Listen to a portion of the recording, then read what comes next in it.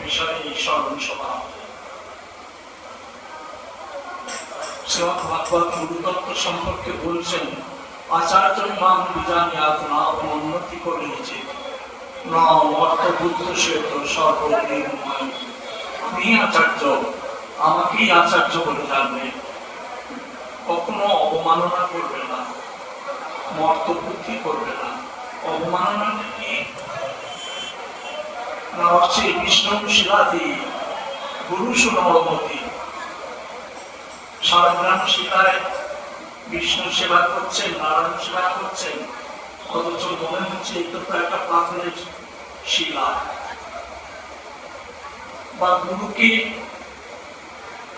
সাধারণ লোকে প্রথম ভাবছেন গুরুরও তো ত্যাগী দেখছি, গুরুরও তো জ্বর দেখছি। এখন কথা হচ্ছে কি জানেন, তুলসী গাছে তো বৃক্ষের ধর্ম আছে। তুলসী গাছ কেন পরিক্রমা করেন, কেন জল সিঞ্চন করেন? গঙ্গা জলে পাক আছে, গঙ্গা জলে নানা রকম জন্তু জানোয়ার আছে। গঙ্গা জল দিয়ে কেন দেব সেবা করছেন, কেন ভোগ রান্না করছেন? সেখানে যেমন মনুষ্য বুদ্ধি বা প্রাকৃত বুদ্ধি আসা উচিত নয়, তেমনি গুরুদেব যেহেতু মানুষের দেহটা ধারণ করেছেন, তাতেও মনুষ্য ধর্ম আসবে। কিন্তু শিষ্যের উচিত সেই স্বরূপটাকে ভগবৎ স্বরূপেই গ্রহণ করা।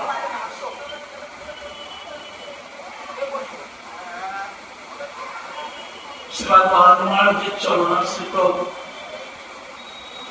শ্রী সনাতন দাস বাজি মহারাজের গুরু নিষ্ঠার কথা আপনারা সকলেই শুনলেন। তিনি নাকি বাজি মহারাজের সমস্ত রান্না করতেন এবং শুনলেন আমাদের গোপাল গোস্বামী শ্রীরাম নবদ্বীপী ওনার ভাগবত পাঠ শুনতে যেতেন। এছাড়া অন্য কিছুই করতেন না, নাম করতেন না, আর গুরু নিষ্ঠা করতেন। এই যে গুরু নিষ্ঠা, এই গুরু নিষ্ঠাকেই ভগবান বলছেন তুষ্যেন সর্বভূতাত্মা গুরু শুশ্রূষা। আমি গর্ভস্থ ধর্মে তত সন্তুষ্ট হই না, ব্রহ্মচর্যে বানপ্রস্থে জ্যোতি ধর্মে তত সন্তুষ্ট হই না, যত গুরু সেবার দ্বারা আমি সন্তুষ্ট হই। এখন প্রশ্ন হচ্ছে যে সেই গুরু স্বরূপের কর্তব্যটাকে, তার স্বরূপটা কেমন হওয়া উচিত?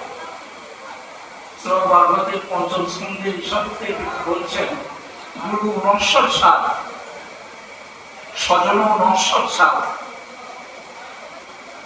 পিতা নশ্বর সার, জননী নশ্বর, দৈবম নবৎসর, নবচরিত্র সমবেত বলিতম। আমরা জন্মগ্রহণ করছি, মৃত্যুটাকে সঙ্গে নিয়েই জন্মগ্রহণ করছি। জন্মেছে যখন, তখন মরতে হবে। জন্মার সময় একটা পূর্বজন্মের কামনার বীজ নিয়ে জন্মগ্রহণ করছি। সেই বীজ থেকে অঙ্কুর হয়, অঙ্কুরটা কি? আপনার কর্ম। কর্ম থেকে ফল লাভ হয়। যেমন কর্ম করছেন তেমনি ফল লাভ হবে। সেই প্রারব্ধ অনুযায়ী আবার পরে জন্ম পাবেন। মানুষ হতেও পারেন, নাও হতে পারেন। 84 লক্ষ জমি ভ্রমণ করে তবে এই দুর্লভ মানুষকে দেহটা পেয়েছেন। এখন গুরুদেব এই যে অনধিকারে জন্ম মৃত্যু চক্র, এর থেকে মুক্তি করে ভগবত ভজনের যিনি প্ররোচিত না করতে পারেন, তিনি যেন গুরু না হন, এই কথা শ্রীমদ ভাগবত বলছেন। তাই নবযোগীন্দ্র সংবাদে বলা আছে, তস্মাৎ গুরু প্রপদ্যেত জিজ্ঞাসু শ্রেয় উত্তমম সাধ্বী পাটিচ নিষ্ণাতম ব্রহ্মণি উপসমাশ্রয়ম। উত্তম সুমঙ্গল জিজ্ঞাসু ব্যক্তিকে কেমন অনুকরণ করা উচিত, কেমন অনুকরণ করবে না, শাব্দে পারিচার্য সাধন সত্যব্রহ্ম এবং পরব্রহ্ম নিপুণ। সত্যব্রহ্ম মানে শাস্ত্রে, গুরুদেব যদি শাস্ত্রে নিপুণ না হন তাহলে শিষ্যের পরমার্থক বিষয়ে কোন সন্দেহের নিরসন করা তার পক্ষে অসুবিধা হতে পারে বা প্রশ্নের উত্তর সঠিক নাও হতে পারে। আর একটা কি বলছেন, শাব্দের পার পরব্রহ্মের নিপুণ হওয়া উচিত। এখন গুরুদেবের যে ভজন, সেই ভজন অনুভবে যদি তার সঙ্গে একটা যোগ না স্থাপিত হয় তাহলে সেটা গুরু শিষ্যকে সঞ্চালিত হতে পারে না। মহাজন একটা উদাহরণ দিচ্ছেন, যেমন ধরুন আপনি আপনার বাড়ি কলে জল রাখবেন, অনেক পাইপ টাইপ লাগিয়েছেন, কলের ফিটিং লাগিয়েছেন, তাতে কি জল আসবে? আসবে না। কর্পোরেশনের বা মিউনিসিপ্যালিটির লাইনের সঙ্গে তার একটা সংযোগ থাকা দরকার। এমনি উত্তম সুমঙ্গল জিজ্ঞাসু ব্যক্তি এমন অনুকরণ করবেন তার সত্যব্রহ্মে নিপুণ এবং পরব্রহ্মে নিপুণ, অর্থাৎ গুরুদেবের ভজন অনুভব যেন সেই উপরে ভগবত স্বরূপের সঙ্গে তার একটা ওই কলের যোগের মতন একটা যোগসূত্র থাকে, সেই যোগসূত্র দিয়ে কৃপাটা যেন শিষ্যের উপর সঞ্চার করতে পারে। তাই গুরুদেবেরও কর্তব্য আছে এই যে অনাদিকালে জন্ম মৃত্যু চক্রকে রোধ করে যিনি তার পদাশ্রিত শিষ্যকে গুরু গোবিন্দ ভজনে উদ্বুদ্ধ করতে না পারবেন, প্রচলিত করতে না পারবেন, শাস্ত্র বলছেন তিনি যেন গুরু না হন। সনাতন দাস ভারত মহারাজের প্রসঙ্গে সকলেই বললেন, শুনলেন তার গুরু নিষ্ঠার কথা। ভাগবত বলছেন সেই কথা, নাম ইচ্ছা প্রজাপতি পাম তপসা উপশমেন বা তুষ্যেয়ং সর্বভূতাত্মা সর্বদেবময়। আমি গার্হস্থ্য ধর্মে ততটা তুষ্ট হই না, বানপ্রস্থ হই না, ব্রহ্মচর্য হই না, জ্যোতি ধর্মে হই না, যতটা হই আমি গুরু সেবা দ্বারা। তাই শঙ্করাচার্য মহারাজ গুরু সেবাটাই বেছে নিয়েছিলেন, গুরু সেবা করতেন আর নাম করতেন, সেটি তার কাছে শিক্ষণীয়। আকাশ শ্রী গুরুদেব শ্রীপাদ মহারাজের বলতে হয়তো একটু আত্মশ্লাঘা হয়, ব্যক্তিগত ভাবে আমি তাকে দর্শন করেছি এবং আমার নিজের কোনো যোগ্যতা না থাকা সত্ত্বেও আমার বংশ কৌলিন্যে তার পরিবর্তন উঠেছি। আমাদের সেবা সম্মান সমাজের সঙ্গে সমাজের তিন পুরুষের সম্পর্ক। আমার প্রপিতামহ নিত্যানন্দ মহাসমকক্ষ প্রমাত নবদ্বীপ চন্দ্র গোস্বামী কুলরত্ন বিদ্যারত্ন, তার সঙ্গে বড়বাজি মহারাজ প্রাক্তন চরণাশ্রী, আমার পিতামহ প্রতাপ চন্দ্র প্রভুর সঙ্গে বড়বাজি মহারাজ প্রাণারায়ণ চরণাশ্রী, আমার পিতা প্রভুপাদ চৈতন্য চন্দ্র গোস্বামীর সঙ্গে শ্রীপাদ বাজি মহারাজের যে ঘনিষ্ঠ পারমার্থিক সম্পর্ক ছিল সেটা আজও প্রভাবমান। বাজি মহারাজকে খুব কাছ থেকে দেখেছি। বাজি মহারাজ তার শ্রী গুরুদেব নারায়ণ চরণদাস থেকে যে বিরত উৎসব, সব বাড়িতে গিয়ে তিনি দৌড়তেই থাকতেন এবং মহাপ্রভুর আবির্ভাবের পরদিন, গৌর পূর্ণিমার পরদিন প্রতিপদে যতদিন প্রভু লীলায় ছিলেন ততদিন সেবা সম্মানের স্বপ্নবিকাশ কীর্তন করতেন। তখন তো একবারে বৈষ্ণবের হাট বাজার, যত নবদ্বীপের প্রভু সন্তানগণ সন্ত মহারাজগণ একবারে সেবা সম্মান ঘুরে যেত। বালি মহারাজের মূল পথ সেরে সর্বস্বামী তার আত্মীয় সেরে নিজের আত্মীয়কে যখন ঢুকছেন,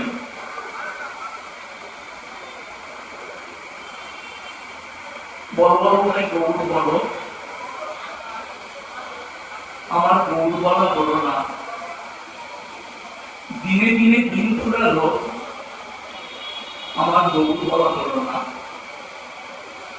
আমার অভিমান গেল না,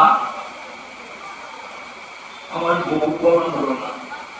আমি ধনী মানি কুলীন পণ্ডিত, এই অভিমান গেল না, আমার গৌর বলা হলো না। আমার কপটতা গেল না, আমার গৌর বলা হলো না। আমার পরনিন্দা গেল না, আমার গৌর বলা হলো না। বড় বড় ভাই গৌর বলো। দিনে দিনে দিন ফুরালো, প্রাণ তোলে বিনতি করি, যতক্ষণ ভেবে থাকো হা গুরু গৌর বলে ডাকো, তবে যদি যাও সেই ভালো। এই কোন অভিনয় করে বলা না, জানেন, হৃদয়টা মুছে, হৃদয় যে আর্থিক যে বিরহ, সেটা ভাষায় প্রকাশ হয়ে যেন দুমড়ে দুমড়ে উঠছে, তার প্রমাণ অজস্র ধারায় উৎসুক হয়ে চলেছে। আমার নিজের স্মরণ আছে, দোয়ারার পাশে গামছা নিয়ে বসে থাকতেন, সমানে চোখ বিচরছেন, গামছাগুলো পর্যন্ত বেঁধে দেবেন। শাস্ত্রী যে অষ্টসাত্ত্বিক ভাবের কথা বলা আছে, তে স্তম্ভ স্থির রোমাঞ্চ সরভীর পথুরি বৈবর্তন শৃঙ্খলায় বিত্তষ্ট সাত্বিকা।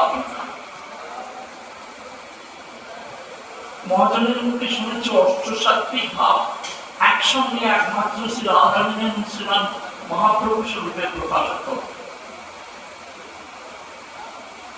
আমি বাজে মহারাজের এই কীর্তনের মধ্যে দিকে চৌচুর কথা তো বাঁধে দিলাম, মুখা নৃত্য স্তম্ভ সরভীর বলতে চাইছেন, বলতে পারছেন না। পাটবাড়িতে একবার কেদারদার মুখে শুনেছিলাম, নিত্য লীলা জগতের একটা প্রতিশ্রুতি সাধন জগতে করে।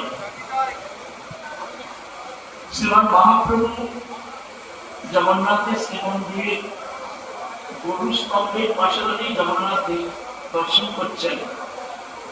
এমন একটা অ্যাঙ্গেল থেকে দর্শন করছেন যেখানে জগন্নাথের শ্রীমান মহাপ্রভু নয়ন পথের প্রতীক হচ্ছে, কারণ সেখানে তিনি গরু হরি নন, গরু কিশোরী। রাধিকা ভাবিকা মুখে রাধা ভাবে খাবার তো দিতে দিতে কি হলো, তোরা কৃষ্ণকার চৈত্র চক্রবর্তী উল্লেখ করছেন, বৈবর্ণ স্তব্ধ তার ভগবত বাক্যোচ্চার, কম্প অস্তু পুরত সদাহরণ। এই সত্য সাত্ত্বিক ভাব আর দুই মনোভাব, হাস্য নৃত্য সব প্রেম সর্বতা টমাটে হয়ে গেল। বাজ মহারাজ এই কয়েকের উপর অপূর্ব কঠোর আছে। বাজ মহারাজ গাইছেন, একদিন আমার গৌর হরি করেছেন জগন্নাথ দর্শন, জগন্নাথের শ্রীমন্দিরে করেছেন জগন্নাথ দর্শন। গরু স্তম্ভের পাশে দাঁড়ালে করেছেন জগন্নাথ দর্শন। ভেসে যায় ভেসে যায় দু নয়নের জলধারায়, ভেসে যায় ভেসে যায় যেন শ্রাবণ মেঘেরই ধারা, ভেসে যায় ভেসে যায় যেন পিচকারি জল যন্ত্র ধরা, ভেসে যায় ভেসে যায়। ভাসিলের মুখ কমল, সেই গৌরের নয়ন ধারায় ভাসিলের মুখ কমল, মুখ কমল ভাসাইয়া পড়িল হৃদ কমলে, হৃদ কমল ভাসাইয়া পড়িল চরণ কমলে, চরণ কমল পাখালিয়া নিম্ন খাল পূর্ণ হইল। গরু স্তম্ভের পার্শ্বদেশে নিম্ন খাল পূর্ণ হইল, অমনি বসানো করিয়া গেল। বলে অক্ষর দিচ্ছেন, মাধ্যম দিচ্ছেন, প্রাণ করে বড় ভাই করা আমার বসানো করার পর। এই যে স্বরূপ মহাজনের মুখে যা শুনেছি, কিছুটা হলেও সাধু সমাজে পড়ে। বাল মহারাজ সেই বিরল সাধু। সাধু ত্রেতা যুগেও বিরল ছিলেন, জানেন, নবজনীন্দ্র সংবাদে পাই। কবিরাজ বলছেন, দুর্লভ মানুষদের অভিজ্ঞান ধর্মঙ্গল তস্ত্রাপি দুর্লভম মন্দির বৈকুণ্ঠ প্রিয় দর্শন। এক তো মনুষ্য জন্মটা দুর্লভ, কিন্তু ধর্মঙ্গল মানে সরকারি, তার থেকেও দুর্লভ হচ্ছে বৈকুণ্ঠ প্রিয় দর্শন মানে ভক্ত দর্শন, সাধু দর্শন। সেই বিরল সাধু ছিলেন শ্রীবাদ বাহাদুর মহারাজ। প্রবরানন্দ সরস্বতী বাদ তার চৈতন্য চন্দ্রামৃতম একখানি গ্রন্থ আছে, যেখানে শ্রীবাদ মহাপ্রভু গুণ গেয়েছেন, বহু ভক্তেরও গুণ গেয়েছেন। একটি শ্লোকে বলছেন, তৃণালোকিত নিচতা সহজ সৌমুখ থাকতে সুধা মধুর ভাষিতা বিষয় মন্দ থুথুতে হরি প্রভার বিভরা কিমপি দৃঢ় মারণিকা ভবন্তি কিম সদ্গুণা জগতি গৌর ভজামি। তৃণালোকিত নিচক, আমার নিজের অভিজ্ঞতা থেকে বলছি শোনো, এক বিন্দু অতিরঞ্জন করছে না। বাদ মহারাজ অপ্রকট করলেন 1360 সালে, আমার জন্ম 1349 সালে। 10 বছর বাদ মহারাজকে দেখেছি, অতি কাছ থেকে দেখেছি, সেটা আমার বংশ করবেন নিজের কোনো গুণে নয়। বাদ মহারাজ ছিলেন নিতাই পাগল বাবাজি।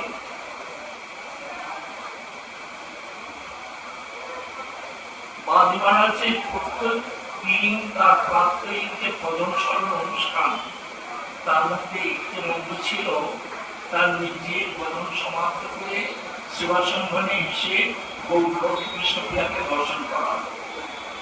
ঢুকতেন, পিছনে বৈষ্ণব থাকতেন, ছোট করে নাম ধরে রাখতেন।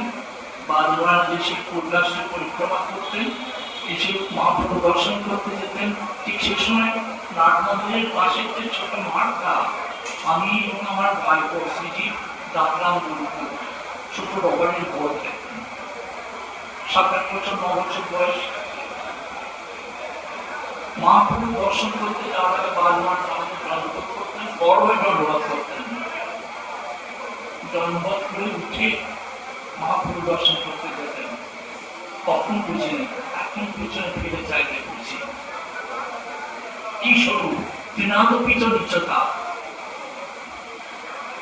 একবারে শাস্ত্রের সঙ্গে মিলিয়ে নেবেন, সহজ সৌমুখে, সহজ সহজ মৃদু হাসি মুখে, সুধা মধুর বাসিতা বিষয়বদ্ধ থেকে সুধা মধুর বাসিতা এগুলো বলার অপেক্ষা রাখে না। সারা জীবন ধরে যে কীর্তন করেছেন, খালি মধুরা অন্যকেও উঠে গেছে। সমস্ত পদের উপর যে আকুল, শাস্ত্র তত্ত্ব নির্ভর যে আকুল, সকল প্রবৃত্ত হয়ে বেরিয়ে এসছে, বলেছেন গুরু কৃপার দান। বিশাল উন্নত তত্ত্বকে বোধহয় 9-10 বছরের ছেলে ফরিদপুর থেকে বেরিয়ে মধুসূদনের সামনে গেলেন। ওই প্রণয় বিভরা কিমপি বিরমারণিকা, ওই প্রণয় বিভরা সেও বলার অপেক্ষা রাখে না। ভবন্তি কিম সদ্গুণা জগতি সাক্ষাৎ শাস্ত্রের প্রতিমূর্তি শ্রীপাদ বাহাদুর মহারাজ।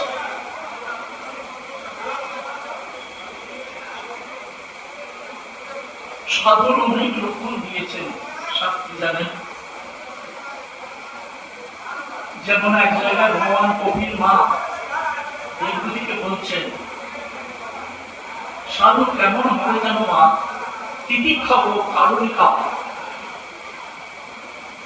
শ্লুক হৃদয় সর্বদেহিকা অজাত শত্রু শান্তা সাধু সাধু শোনা। তিতিক্ষাব কষ্ট সহ্য করা, দুঃখ সহ্য করার একটা অসীম ক্ষমতা। বাদ মহারাজের জীবনে করে দেখবেন, রাত্রি 12টার সময় ভুবনেশ্বরকে হুদু বললেন তখনই সে করতে হবে।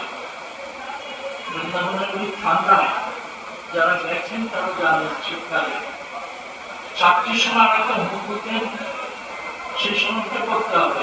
যদি না উঠতেন কম্বলের মধ্যে কোমরগুলোকে ঠান্ডা জল বেড়ে দিতেন।